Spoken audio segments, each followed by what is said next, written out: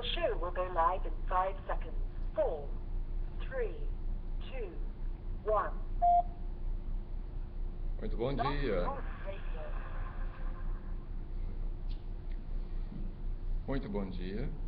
A Igreja Presbiteriana de Ipanema e Leblon está chegando até você para uns momentos de meditação e estudo da Palavra de Deus. Hoje estamos trazendo o texto do domingo, o Evangelho desse domingo, o Evangelho segundo São João, no capítulo 6, versos de 56 a 69.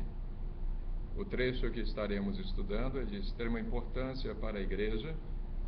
Mostra-nos Jesus o Cristo, revelando algumas coisas importantes a respeito de sua doutrina, de sua vida e da sua personalidade. É um dos trechos mais contundentes. Talvez não encontremos outros textos na Palavra de Deus, no Novo Testamento, a respeito de Jesus tão cheio de vida, tão cheio de entrega do próprio Cristo, revelando-se e transbordando humanidade. É um momento muito difícil na vida de Jesus. Ele havia, alguns dias antes, transformado e multiplicado alguns poucos pães, apenas 5 peixes, 5 pãezinhos e 2 peixes, ele havia multiplicado para alimentar uma multidão, porque estava no seu coração sentindo compaixão daquele povo que ficara tanto tempo ouvindo a palavra de Deus. As pessoas tinham se aproximado de Jesus no primeiro momento para ouvir o que ele tinha a dizer. E ficaram muito tempo mesmo, ouvindo, prestando atenção, tentando aprender. Mas, pela compaixão de Cristo, percebendo que eles estavam com fome e não teriam onde encontrar alimentos, Jesus multiplica os pães e multiplica os peixes e miraculosamente alimenta aquela multidão. Passados alguns dias, ele está novamente cercado de muita gente, mas ele percebe que alguma coisa nova estava no coração daquelas pessoas. Eles não estavam tão interessados na palavra de Deus, mas estavam interessados no encontro onde eles iriam encontrar alimento para comer. E isso chocou o coração de Cristo, a tal ponto que ele perdeu, de certa forma, a têmpora, naquele momento, perdeu o controle e foi muito incisivo. Ele disse àquele povo: vocês estão aqui por causa dos pães e dos peixes que eu multipliquei, dando a entender que eles não estavam nada interessados na palavra de Deus. Isso provocou polêmica, porque quem estava ali perto não gostou nada do que Jesus falou. E dirigiram-se com aspereza e com ironia até Jesus e questionaram por que motivos, que situações ele apresentaria, que sinais ele apresentaria da autoridade dele, que tornasse ele tão importante quanto Moisés, por exemplo, tinha se tornado na história do povo de Israel. Porque Moisés havia, por intermédio do ministério do Espírito Santo de Deus, fornecido ao povo de Israel, durante a travessia, pão que descera do céu, o conhecido maná. E por isso Moisés era tão respeitado como líder que foi, e também porque havia dado ao povo comida no momento de extrema dificuldade na travessia do deserto. Jesus percebe que há ali um certo grau de ironia, de desprezo para com a pessoa dele, porque primeiramente ele havia revelado àquelas pessoas a motivação que eles tinham tido. Eles se motivaram em voltar à presença de Cristo para terem o que comer. E essa resposta dura de Jesus, essa palavra dura de Jesus, ocasionou então essa resposta dura por meio do povo. E eles começaram a debater. Colocado contra a parede, conforme poderíamos dizer, Jesus é questionado pela sua autoridade. E então ele começa um discurso que vai fazer uma diferença muito grande na igreja que estava nascendo, no grupo que estava nascendo ao redor dele. Ele começa a diminuir a importância do fato histórico de Moisés alimentando o seu povo. E diz: o pão que seus pais, os nossos pais comeram no deserto, fornecidos por Moisés, não foi suficiente para impedir que eles morressem. Eles comeram o pão que Moisés lhes deu, mas eles morreram. E Jesus complementa dizendo: contudo, eu tenho um pão para dar a vocês, e eu sou esse pão vivo que desceu do céu. Quem de mim se alimenta não tornará a ter fome, porque o meu corpo é verdadeira comida e o meu sangue é verdadeira bebida. Isso causa repugnância por parte dos que estavam ouvindo Jesus. Os discípulos de Jesus, os quase discípulos, aqueles que estavam indecisos se seguiriam Jesus ou não, os simpatizantes que gostavam de ouvi-lo, mas não estavam interessados em o seguir, apenas em ouvir, como mais uma corrente de pensamento religioso, esses ficaram repugnados com a palavra de Jesus, porque não entenderam essa proposta de Cristo de ter o seu corpo comido e o seu sangue bebido. Parecia algo como canibalismo. Mas não era isso que Jesus estava querendo propor a eles.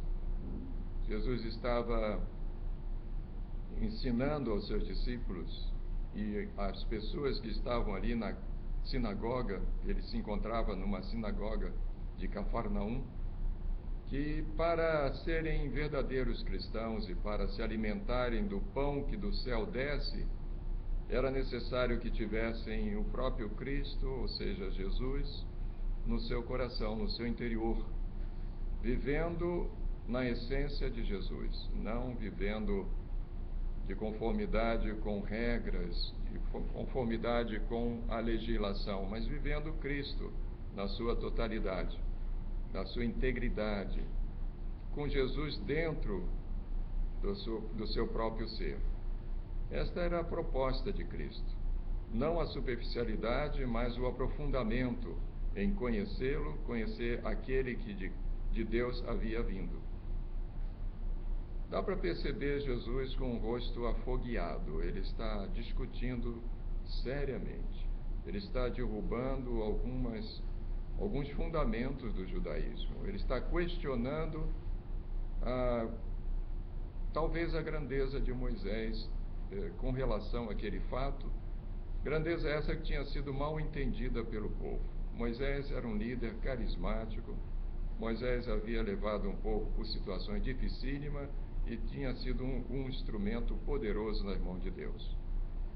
Mas Moisés não era o Cristo era ele, Jesus. E essa proposta que Jesus traz confronta o pensamento daquele povo. E imediatamente, em função desse duro discurso, muitos o abandonam.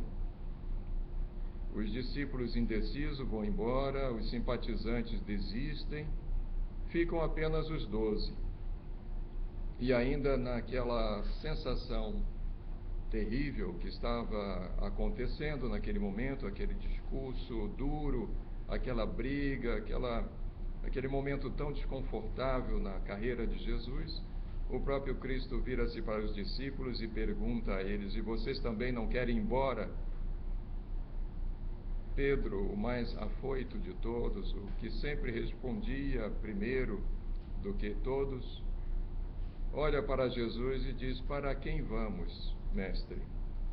Porque somente tu tens as palavras de vida eterna. Essas palavras de Pedro, nesse momento de caos, de confusão, de discussão, essas palavras de Pedro trazem-nos alento. Por mais incrível que pareça, um dos discípulos mais afoitos, mais brigões, capaz até no futuro, no início do momento do sofrimento de Cristo, quando ele está para ser preso, capaz de sacar da espada e tentar cortar o pescoço daqueles que vinham para prender o seu mestre. Este homem é aquele que mantém a lucidez e fala palavras que são verdade até hoje para o coração do cristão. Para onde podemos ir se Jesus é quem tem as palavras da vida eterna? Termina o texto que nós estudamos nesse evangelho de hoje, com Jesus ainda com o espírito bastante excitado.